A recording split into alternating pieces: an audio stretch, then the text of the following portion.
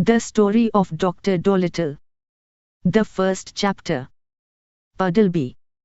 Once upon a time, many years ago, when our grandfathers were little children, there was a doctor, and his name was Dolittle, John Dolittle, MD.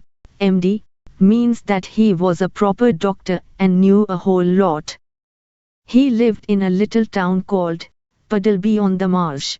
All the folks, young and old, knew him well by sight. And whenever he walked down the street in his high hat, everyone would say, "There goes the doctor, he is a clever man."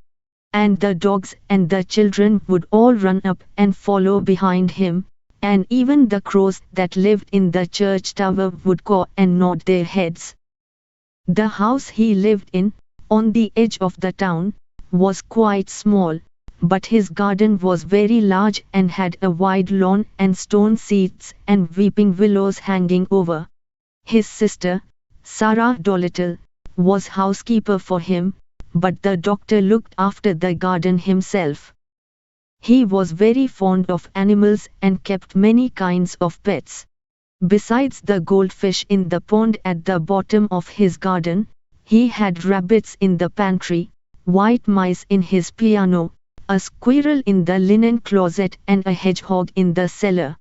He had a cow with a calf too, and an old lame horse 25 years of age, and chickens, and pigeons, and 2 lambs, and many other animals. But his favorite pets were Dab-Dab the duck, Jip the dog, Gub-Gub the baby pig, Polynesia the parrot, and the owl too. His sister used to grumble about all these animals and said they made the house untidy. And one day, when an old lady with rheumatism came to see the doctor, she sat on the hedgehog who was sleeping on the sofa and never came to see him any more, but drove every Saturday all the way to Oxentope, another town 10 miles off, to see a different doctor. Then his sister, Sarah Dolittle, came to him and said, "John, how can you expect sick people to come and see you when you keep all these animals in the house? It's a fine doctor would have his parlor full of hedgehogs and mice. That's the 4th personage these animals have driven away. Squire Jenkins and the parson say they wouldn't come near your house again, no matter how sick they are. We are getting poorer every day. If you go on like this, none of the best people will have you for a doctor." "But I like the animals better than the best people, said the doctor. "You are ridiculous," said his sister, and walked out of the room.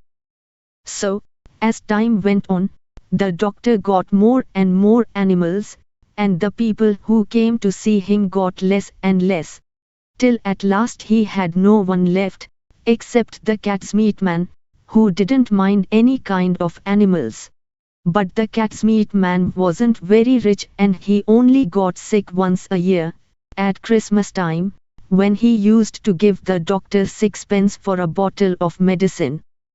6 pence a year wasn't enough to live on, even in those days, long ago, and if the doctor hadn't had some money saved up in his money box, no one knows what would have happened. And he kept on getting still more pets, and of course it cost a lot to feed them. And the money he had saved up grew littler and littler. Then he sold his piano, and let the mice live in a bureau drawer. But the money he got for that too began to go, so he sold the brown suit he wore on Sundays and went on becoming poorer and poorer. And now, when he walked down the street in his high hat, people would say to one another, "There goes John Dolittle, MD. There was a time when he was the best known doctor in the West Country. Look at him now, he hasn't any money and his stockings are full of holes." But the dogs and the cats and the children still ran up and followed him through the town, the same as they had done when he was rich.